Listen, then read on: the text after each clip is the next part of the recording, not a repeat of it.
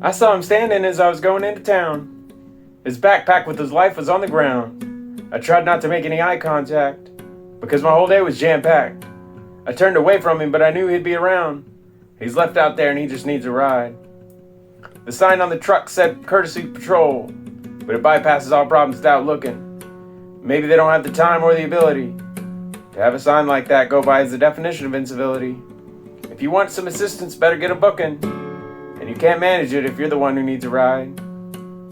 The father shudders and hits the gas. The wife is staring daggers ahead. The children in the back are stone silent. In the air it feels quite violent. No matter how much the road pled, he'd never get from them his needed ride. The sedan's got a meeting to get to. He's got his projects and his presentations. Money doesn't intend to arrange itself away from his seat, so it really doesn't matter who's in the heat. He doesn't have a place to give donations, so yet another passes the one who just needs a ride. 15 hours straight on the road's a tough sell, moving the supply chain that's in great demand. He wouldn't even have the space to move to the side, much less the time to go astride. They've got to move all this junk from Thailand. You're not that valuable if you are the one who needs a ride. The van's full of the elderly, hits the puddles. It skipped the ruts and the smuts. The exhaust sprayed over his body and his nose. It'd never be picked up in those clothes.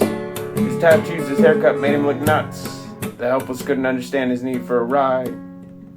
When I was going back, he was still there. The feeling inside me was beginning to run. He told me he was coming from a pot farm. He meant absolutely no one any harm.